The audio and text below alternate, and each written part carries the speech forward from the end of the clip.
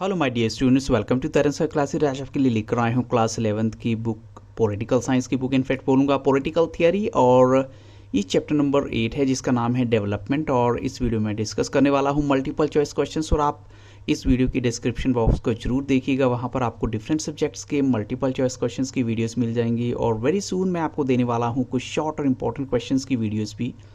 तो देखते हैं फर्स्ट क्वेश्चन यहाँ पर क्या है आपके लिए। इन इट्स ब्रॉडेस्ट सेंस, अगर हम ब्रॉडेस्ट सेंस की बात करें, what idea does the term development convey. तो डेवलपमेंट जो एक टर्म है डेवलपमेंट, उसका क्या मतलब है। तो ऑप्शन आपके सामने है इम्प्रूवमेंट, प्रोग्रेस, वेल बीइंग, या फिर ऑल ऑफ दीज। तो यहाँ पर राइट आंसर क्या होगा। अगर हम कहें कि डेवलपमेंट वर्ड का एक्चुअल मीनिंग क्या है, तो ऑप्शन आपके सामने है और करेक्ट आंसर है yes, right answer is option D. इसका मतलब है ऑल ऑफ दीज, सभी के सभी। अब चलते हैं क्वेश्चन नंबर 2 के लिए। When did the concept of development gain importance. कब जो है जो डेवलपमेंट के कॉन्सेप्ट को इंपॉर्टेंस मिली थी। तो ऑप्शन आपके सामने है after the second half of the 20th century, after the second half of the 19th century, after the first half of the 20th century, और after the first half of the 21st century जो है। तो यहाँ पर हम कहेंगे जो right answer है वो क्या है। Yes sir, correct answer is option A, after the second half of the 20th century जो है, जो कॉन्सेप्ट है डेवलपमेंट का, उसको ज़्यादा इंपॉर्टेंस मिली थी। अब चलते हैं क्वेश्चन 3 के लिए। The second half of the 20th century was a time when most of the countries of Asia, और एक तो एशिया और साथ में कौन सी जगह की कंट्रीज थी जिनको इंडिपेंडेंस, पॉलिटिकल इंडिपेंडेंस मिली थी। तो ऑप्शन आपके सामने है अफ्रीका, अमेरिका, रशिया, या फिर लैटिन अमेरिका। तो यहाँ पर हम कहेंगे जो करेक्ट आंसर है वो है ऑप्शन ए। यहाँ पर अफ्रीका कहेंगे, एशिया और अफ्रीका की काफ़ी जो कंट्रीज़ हैं उनको हम कहेंगे मिली थी इंडिपेंडेंस जो है। अब चलते हैं क्वेश्चन नंबर 4 के लिए। At the time of the second half of the 20th century, ये अगर कहें कि it was a time when most of the countries of Asia and Africa got independence, तो दे वर टर्म्ड एज, उनको क्या नाम दिया गया था। तो ऑप्शन आपके सामने है डेवलप्ड, अंडर डेवलप्ड, डेवलपिंग, या फिर बोथ BNC। तो यहाँ पर जो कंट्रीज़ डेवलप्ड हैं वो तो अंडरस्टूड है कि उनकी डेफिनेशन बिल्कुल अलग है। तो अंडर डेवलप्ड और डेवलपिंग जो है, ये दोनों ही ऑप्शन यहाँ पर राइट होंगे। ऑप्शन डी यहाँ पर करेक्ट है, जिसमें बोथ BNC एक्सेप्टेड हैं। अब चलते हैं क्वेश्चन नंबर 5 के लिए। When one of the followings was, यानी which one of the followings was not a big challenge for the countries who gained independence in the 1950s and 1960s। इनमें से कौन सा ऐसा जो है चैलेंज हम कह सकते हैं नहीं था जिन कंट्रीज़ ने 1950s और 1960s में इंडिपेंडेंस गेन की। तो ऑप्शन आपके सामने हैं अनएम्प्लॉयमेंट, इलिटरेसी, पॉवर्टी, या फिर none of these.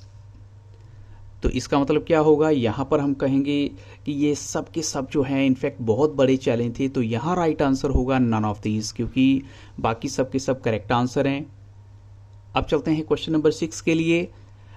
In the initial years the concept of development focused on, अगर इनिशियल ईयर्स की बात करें तो जो कॉन्सेप्ट था डेवलपमेंट का, उसका मेन फोकस किस पर था। तो ऑप्शन आपके सामने है catching up the east in terms of economic growth हो गया, या फिर मॉडर्नाइजेशन ऑफ सोसाइटीज़ हो गया, या इम्प्रूविंग द एजुकेशन लेवल हो गया, या फिर इम्प्रूविंग द पॉलिटिक्स हो गया। तो यहाँ पर हम कहेंगे जो इनिशियल ईयर्स में जो डेवलपमेंट कॉन्सेप्ट था उसका मेन फोकस था वो था modernisation of societies. Option B यहाँ पर राइट आंसर है। आप चलते हैं क्वेश्चन 7 के लिए। विच one of the followings was not adopted by the developing countries for their goals like faster economic growth. इनमें से कौन सा जो है डेवलपिंग कंट्री ने अडॉप्ट नहीं किया था क्योंकि उनका जो फास्टर इकोनॉमिक ग्रोथ जो है टारगेट रहा होगा। तो ऑप्शन आपके सामने है थ्रू इंडस्ट्रियलाइजेशन, या इंडस्ट्रियलाइजेशन की हेल्प से, या फिर थ्रू मॉडर्नाइजेशन ऑफ एग्रीकल्चर हो गया, या फिर कहें एक्सटेंडिंग एंड मॉडर्नाइजिंग एजुकेशन हो गया, या फिर increasing poverty in the country. तो यहाँ पर हम कह सकते हैं इनमें से जो अडॉप्ट नहीं हुआ था डेवलपिंग कंट्री के द्वारा अपने फास्टर इकोनॉमिक ग्रोथ के लिए, वो लास्ट ऑप्शन है वो बिल्कुल गलत है, वो सही नहीं है। Increasing poverty in the country कोई सेंस नहीं दे रहा है यहाँ पर। बाकी सभी ऑप्शन हम कह सकते हैं करेक्ट हैं। अब चलते हैं क्वेश्चन नंबर 8 के लिए। In India when did a series of 5 years plan start. India में 5 year की सीरीज कब स्टार्ट हुई थी। तो ऑप्शन आपके सामने है 1960s, 1950s, 40s, या फिर 30s। तो यहाँ पर जो राइट आंसर है वो है ऑप्शन बी, 1950s में स्टार्ट हुई थी। अब चलते हैं क्वेश्चन 9 के लिए। Which mega project indicates that the development planning had taken place in 1950s। ऐसा कौन सा मेगा प्रोजेक्ट है जो इस बात को इंडिकेट करता है कि जो डेवलपमेंट है वो डेवलपमेंट प्लानिंग स्टार्ट हो चुकी थी 1950s में। तो ऑप्शन आपके सामने हैं बाखरा नंगल, या फिर सेटिंग अप स्टील प्लांट्स, या fertiliser production and improving agricultural techniques, या फिर ऑल ऑफ दीज। तो हम कहेंगे यहाँ पर जो राइट आंसर है वो सारे के सारे ऑप्शन से बिल्कुल करेक्ट हैं, ऑल ऑफ दीज यहाँ पर राइट है। इन्हीं से हमें पता लगता है कि जो प्लानिंग डेवलपमेंट हो चुकी थी या डेवलपमेंट की प्लानिंग स्टार्ट हो चुकी थी 1950s में। अब चलते हैं क्वेश्चन 10 के लिए। Which country is still suffering from the enormous debts which it ran up by borrowings from the richer countries. तो वो कौन सी कंट्री है जिन्होंने बहुत सारा पैसा लिया और आज की डेट में भी वो कर्जे में ही हैं, डेट में हैं। तो ऑप्शन आपके सामने है लैटिन अमेरिका, इंडिया, अफ्रीका, या फिर ऑस्ट्रेलिया। तो यहाँ पर जो राइट आंसर है वो है ऑप्शन, तो यहाँ पर हम कह सकते हैं राइट आंसर है अफ्रीका। अब चलते हैं क्वेश्चन नंबर 11 के लिए। नर्मदा बचाओ आंदोलन was based on which dam project. किस डैम प्रोजेक्ट पर बेस्ड था। तो ऑप्शन आपके सामने है बाखरा Nangal dam, Hirakud dam, Sardar Sarovar project, या फिर नन ऑफ दीज। तो यहाँ पर हम कहेंगे जो राइट आंसर है वो है ऑप्शन सी, जो नर्मदा बचाओ आंदोलन है वो सरदार सरोवर प्रोजेक्ट पर बेस्ड था। आप चलते हैं क्वेश्चन नंबर 12 के लिए। As the ice of Arctic and Antarctic is melting it has the potential to cause floods and actually submerge the low lying areas like, यानी किन एरिया की बात की गई है जहाँ पर ये उसे बिल्कुल पानी में डुबा देगा आने वाले टाइम में अगर आइस ऐसे ही मेल्ट होती रही। तो ऑप्शन आपके सामने है बांग्लादेश, नेपाल, म्यांमार, या फिर केरला। तो यहाँ पर जो राइट आंसर है वो है ऑप्शन ए, बात हुई है बांग्लादेश की। और सेकंड ऑप्शन अगर आप बुक में देखेंगे वो मालदीव्स की बात की गई है, जो कि काफ़ी लो लाइंग एरिया है। हम कह सकते हैं कि बांग्लादेश जो है वो बिल्कुल भी जो है डिफरेंट है इससे, लेकिन एक्चुअल आंसर आना चाहिए मालदीव्स। अब चलते हैं क्वेश्चन नंबर 13 के लिए। तो दोनों ही ऐसे देश हैं जहां पर कभी भी बाढ़ आ सकती है अगर ऐसे ही होता रहता है। अब चलते हैं क्वेश्चन नंबर 13 के लिए। हु वाज केन सारो वीवा, ये कौन थे। तो ऑप्शन आपके सामने हैं